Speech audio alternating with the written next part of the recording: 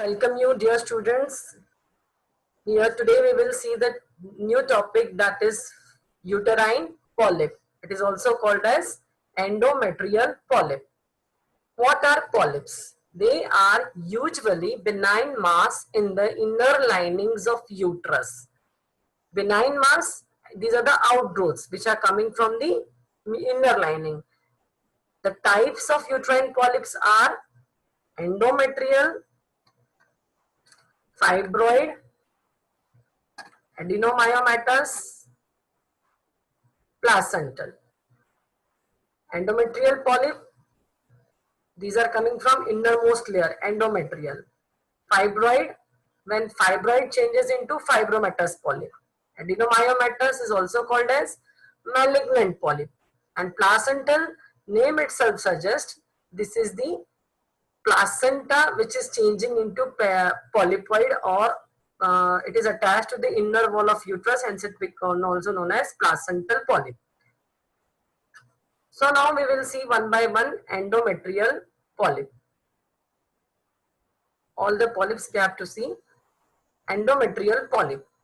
This is sessile or pedunculated. It is more commonly pedunculated. The size ranges from few millimeters to several centimeters. We cannot judge very minute size, or if we see, it may be of diameter of 1 to 2 centimeter, even sometime more than that. So usually we see they are the pink swellings arising from the endometrium layer of the uterus. And if it is sessile, it may be single most of the time, but it can be multiple also. With a pedicle, it may protrude from the uterus through the cervix and it projects into the vagina.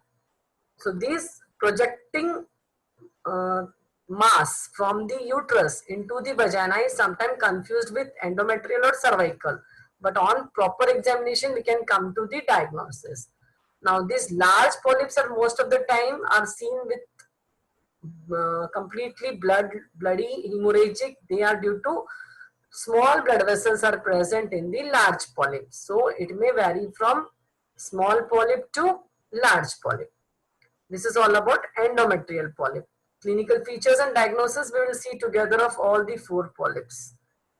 Fibroid polyp. Next one is fibroid. When we have discussed in our fibroid chapter, submucous fibroids and subserosal fibroids are more prone to become pedunculated.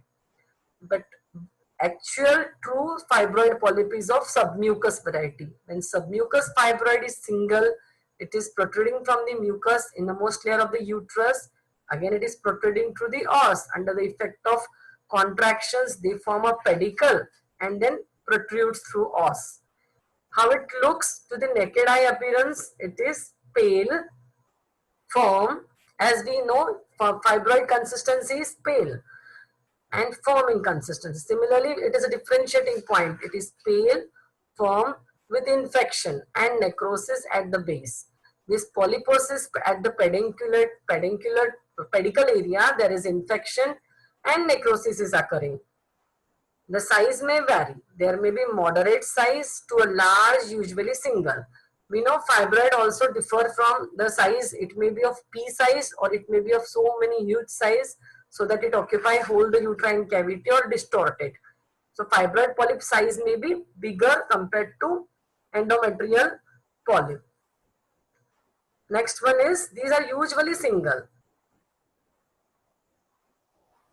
Next one is adenomyomatous polyp. This is indicating of adeno is related to gland. Myoma is a muscle. So combination of enlargement of the both glandular as well as muscle. So this is the adenomyomatous polyp. What actually is the pathology here? The entire polyp shows malignancy including its base. This is also called as malignant polyp. It shows changes, malignant cells, atypical cells at the base of the polyp. But when secondary changes occur, those are usually seen at the apex, whereas the base and proper polyp is not affected. So initially, if malignancy is already there, it is usually at the base. So histology of the base of the polyp will guide you the atypical cells. Whereas when secondary is there, means primarily it is a normal polyp, but when secondary changes are appearing, they are mostly at the apex of the polyp. Now, microscopic wise, it shows the smooth muscle cells, spindle cells, and endometrial elements. Endometrial elements क्या होंगे? They are the glands, connective tissue, that is, which may be interstitial stroma, which may be thick, vascular, polyploidal. All this is the endometrial hyperplasia like symptomatology, with spindle muscle cells are also increased, and nuclei, which is atypical, which will guide you for the adenomatous polyposis. These adenomyomatous polyps is seen usually late 40s or postmenopausal women may come with this. Next is placental polyp. Now, it is formed due to retained bits of placenta following an abortion or childbirth. After the abortion, second trimester abortion, or after the childbirth, there is placenta is expelled out, but sometimes some placenta bits are retained inside. We called it as a retained placenta, and these bits then further organized at the endometrial surfaces. They are organized in the form of blood clots, and it looks like polyp. They take the form of polyploided. So these may be sessile. If only one single part of placenta is retained, maybe single, maybe 2 to 3 or, but they don't have capsule. As we see in fibromyoma, it is capsulated, but sometimes in fibroid also this capsule ruptures and it takes the lining of endometrial thin covering. Here in placenta polyp, you will not get any capsule, they are uncapsulated. Now, this is also a reason why there is postpartum hemorrhage or intermittent vaginal bleeding in a woman after delivery. Okay, many women comes with the complaints of once the lochia is over, they are again getting bleeding on and off, spotting on and off. So this is the reason why they are getting intermittent vaginal bleeding. One should always go for retained placenta examination and sonography. In these cases, os is always spatulous. After delivery, os is spatulous in a parous woman, and due to this placenta and bleeding again it is, and uterus will be enlarged. It is not involuted properly. You will find it is bulky. So these 4 are the types of uterine or endometrial polyp you will get in your clinical practice. These are very common in women. What is the etiology now? See, no definite cause is there, but it appears to grow in response of hormonal estrogen circulating. If excess or estrogens are circulating, then estrogen receptors are there on the cells of the polyps, and it is also considered to be having a chromosome, a clone, monoclonal 6 chromosome. It is known to be in association with the development of the polyps. So hormonal effect, which is confirmed by various risk factors which we see in day-to-day practice. Now, risk factors include what? Related to estrogen. When estrogen is more, these conditions which will increase the estrogen levels in her body. It is seen that obese women get more compared to thin. Then those who are hypertensive, high blood pressures. Women after menopause who are on the hormone replacement therapy, she gets estrogen replacement. So most of the time, this is the reason why this polyposis may develop. If stoppage of HRT, then they may regress. See, we can see the multiple polyps which are hanging from the body, endometrial layer of the uterus. This is a type presentation you can see here. And if they are coming from the os, you can see protruded. We'll see in the next slide. And most important is the tamoxifen therapy. This is the drug given in allied field for malignancy or various other conditions. This tamoxifen again causes increased reception of the uterus to the estrogens.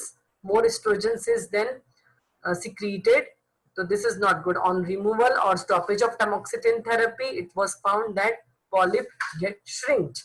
So these were the risk factors which may promote more estrogen in women's blood circulation and are the reason for it polyposis development.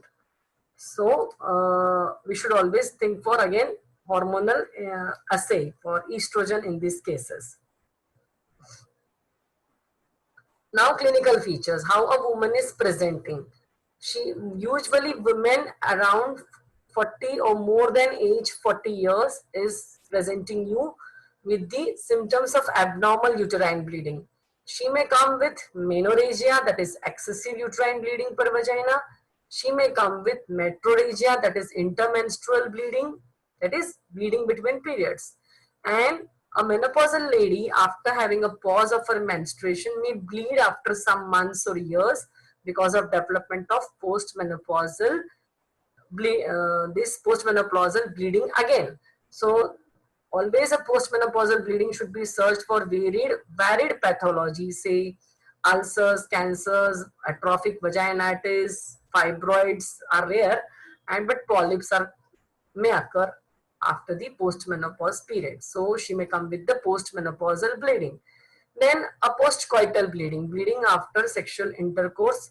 If the polyp is protruding through the os on rupture, these are very small, slippery enlargements which can be seen through the cervix, which are completely covered by mucus in cases of mucus polyp, and they are completely smothered with the blood vessels and blood.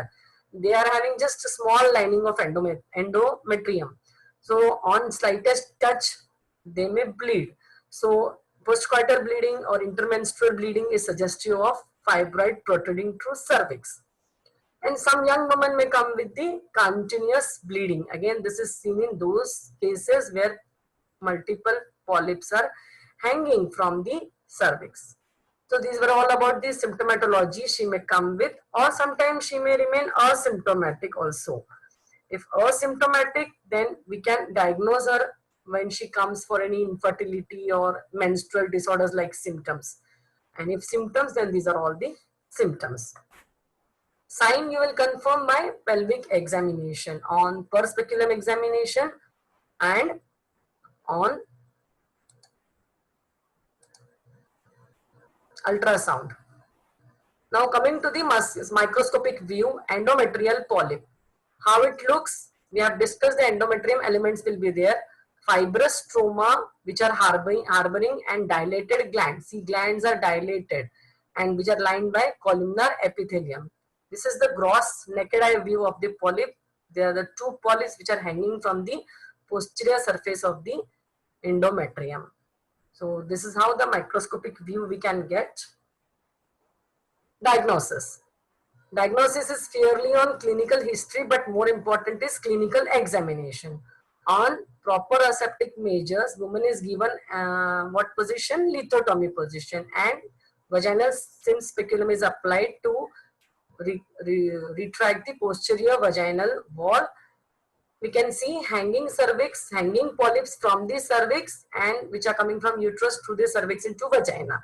On per speculum examination, on touching to the polyp, we can see the bleeding. So it is diagnostic, but in some cases it is not so prominent. So you have to go for ultrasound examination. This is very important, transvaginal sonography.